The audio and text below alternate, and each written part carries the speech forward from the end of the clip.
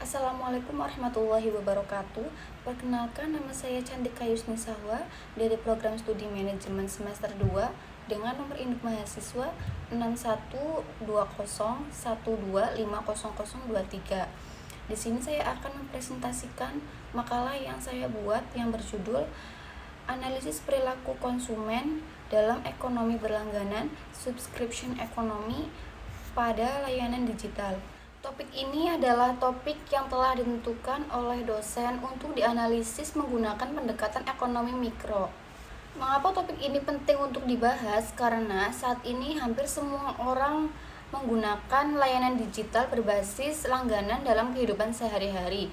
Contohnya seperti Netflix untuk menonton film, Spotify untuk mendengarkan lagu, ada juga Canva Pro untuk membuat desain, dan juga aplikasi untuk pembelajaran seperti Ruang Guru dan Duolingo yang diampu oleh Bapak Syariful Iwan STMM dengan mata kuliah Ekonomi Mikro.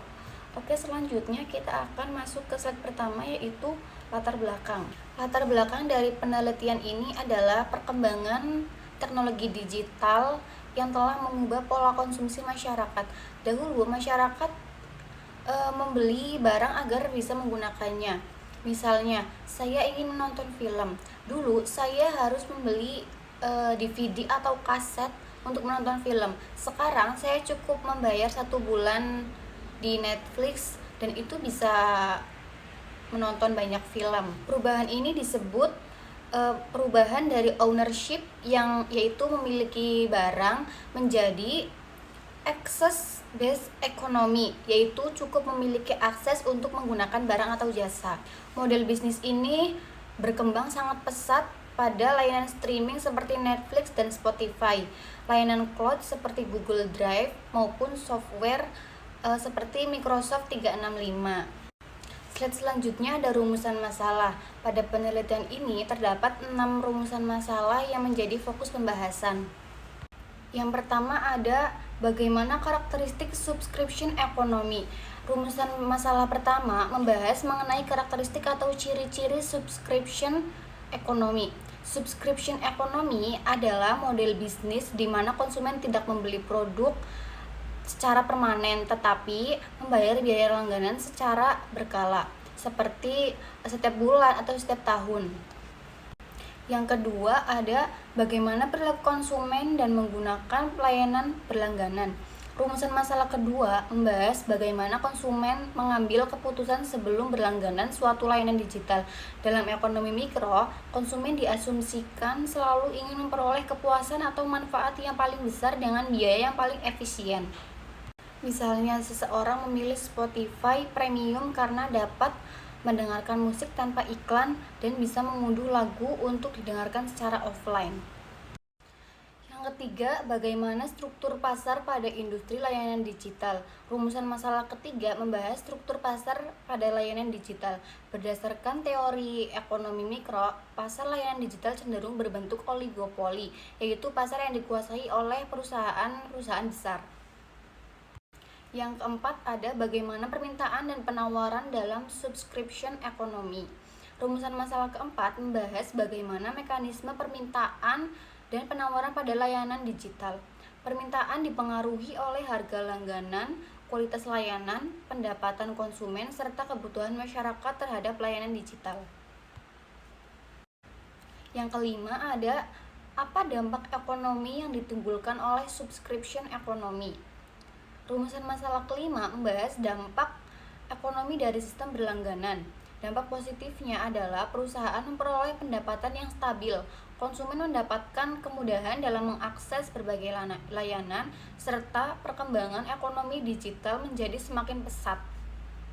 Namun terdapat juga dampak negatifnya, misalnya konsumen harus mengeluarkan biaya langganan setiap bulan, muncul ketergantungan terhadap layanan digital, dan sebagian pendapatan masyarakat mengalir ke perusahaan digital luar negeri atau disebut capital outflow.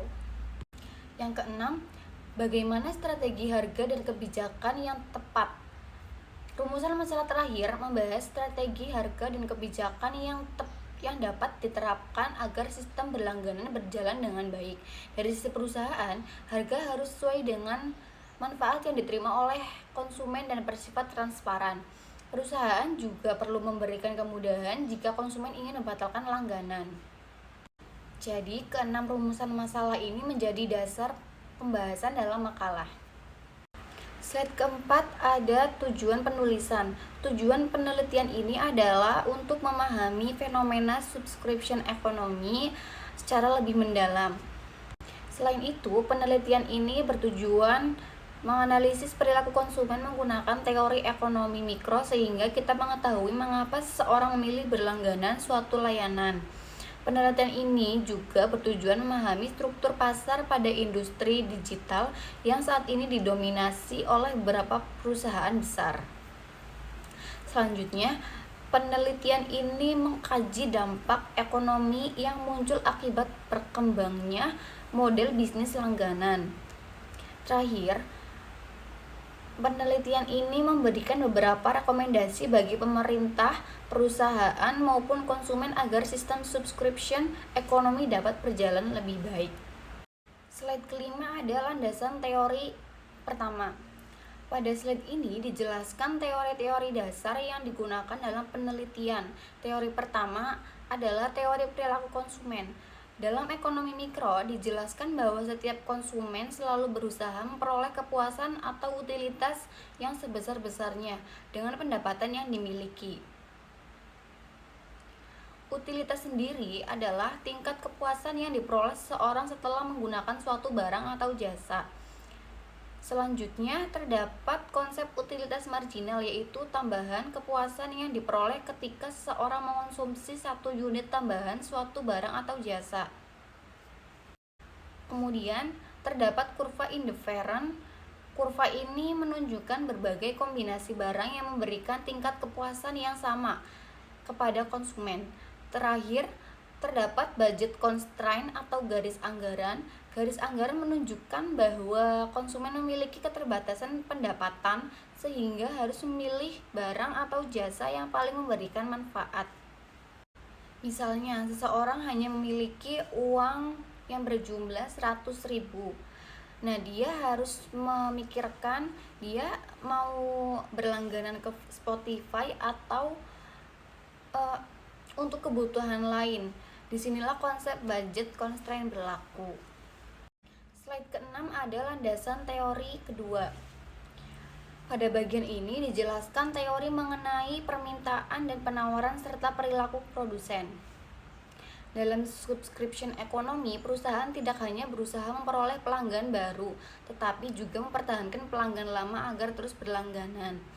Struktur pasar pada industri digital umumnya berbentuk oligopoli, artinya hanya ada beberapa perusahaan besar yang menguasai pasar, seperti Netflix, Spotify, Apple Music, dan Microsoft. Selain itu, terdapat istilah switching cost, yaitu biaya atau kesulitan yang dirasakan konsumen ketika berpindah ke layanan lain. Contohnya, ketika seseorang sudah menyimpan banyak file di Google Drive, maka ia akan merasa lebih sulit berpindah ke penyimpanan lain. Contohnya, ketika seseorang sudah menyimpan banyak file di Google Drive, maka ia akan merasa lebih sulit berpindah ke layanan penyimpanan lain. Kondisi tersebut menimbulkan lock-in effect, yaitu konsumen tetap menggunakan layanan tertentu karena sudah merasa nyaman atau karena biaya untuk berpindah terlalu besar. Slide ke-7 ada pembahasan 1. Fenomena subscription economy. Pada slide ini saya akan membahas mengenai fenomena subscription economy atau ekonomi berlangganan. Subscription economy merupakan model bisnis di mana konsumen tidak membeli suatu produk secara langsung atau secara permanen, tetapi membayar biaya langganan secara berkala, misalnya setiap bulan atau setiap tahun, untuk memperoleh hak menggunakan suatu layanan. Model bisnis ini berkembang sangat pesat seiring kemajuan teknologi digital. Saat ini hampir semua layanan digital menggunakan sistem langganan seperti Netflix untuk menonton film, Spotify untuk mendengarkan musik, Microsoft 365 untuk mengerjakan dokumen, Google Drive untuk penyimpanan data, hingga Canva Pro untuk membuat desain. Slide 8 ada pembahasan 2, yaitu analisis ekonomi mikro. Pada slide ini, fenomena subscription ekonomi dianalisis menggunakan teori ekonomi mikro. Dalam teori perilaku konsumen, dijelaskan bahwa setiap konsumen akan memilih produk atau layanan yang mampu memberikan kepuasan atau utilitas paling tinggi dengan biaya yang paling efisien atau biaya yang paling rendah. Ketika seseorang ingin berlangganan Netflix atau Spotify, ia akan mempertimbangkan manfaat yang diperoleh seperti kualitas layanan, banyaknya pilihan konten, kemudahan penggunaan, dan harga langganan. Selanjutnya ada slide 9, yaitu pembahasan ketiga, perilaku konsumen dan produsen. Pada slide ini dijelaskan strategi yang digunakan perusahaan untuk menarik dan mempertahankan pelanggan. Strategi pertama adalah free trial atau masa percobaan gratis. Strategi kedua adalah auto renewal, yaitu sistem yang secara otomatis memperpanjang langganan ketika masa berlangganan habis. Selain itu, perusahaan memanfaatkan big data untuk menganalisis kebiasaan pelanggan. Data tersebut digunakan untuk memberikan rekomendasi yang sesuai dengan minat pengguna. Slide 10 atau pembahasan keempat, yaitu struktur pasar. Pada slide ini membahas mengenai struktur pasar dalam layanan digital. Berdasarkan teori ekonomi mikro, pasar layanan digital cenderung berbentuk oligopoli, yaitu pasar yang hanya dikuasai oleh beberapa perusahaan besar. Contohnya pada layanan streaming terdapat Netflix, Prime Video, dan HBO Max. Pada layanan musik terdapat Spotify, Apple Music, dan YouTube Music. Slide 11, pembahasan kelima, permintaan dan penawaran. Pada slide ini dibahas mengenai permintaan dan penawaran dalam subscription ekonomi. Penawaran terhadap layanan digital dipengaruhi oleh beberapa faktor, seperti harga langganan, kualitas layanan, pendapatan masyarakat, serta kebutuhan terhadap layanan tersebut. Saat ini, layanan digital sudah menjadi kebutuhan sehari-hari sehingga permintaannya relatif stabil. Dari sisi penawaran, perusahaan terus meningkatkan kualitas layanan, menambah fitur baru, dan memperbaiki pengalaman pengguna agar mampu mempertahankan pelanggan. Slide 12, pembahasan ke-6, dampak ekonomi. Subscription ekonomi memberikan dampak positif maupun negatif. Dampak positifnya adalah perusahaan memperoleh pendapatan yang stabil sehingga lebih mudah merencanakan pengembangan bisnis. Konsumen juga memperoleh kemudahan karena dapat menikmati berbagai layanan dan tanpa harus membeli produk secara permanen. Namun, terdapat juga dampak negatifnya. Pertama, consumer surplus dapat berkurang apabila harga langganan terus meningkat. Kedua, terdapat kemungkinan dead weight loss, yaitu berkurangnya efisiensi pasar akibat harga atau kebijakan tertentu. Ketiga, terjadi capital outflow, yaitu sebagian uang masyarakat mengalir ke perusahaan digital luar negeri, sehingga tidak seluruhnya berputar dalam perekonomian Indonesia. Slide ke-13 ada hasil dan temuan. Berdasarkan penelitian, model subscription ekonomi memberikan keuntungan bagi perusahaan karena menghasilkan recurring revenue, yaitu pendapatan yang diterima secara rutin setiap bulan atau setiap tahun.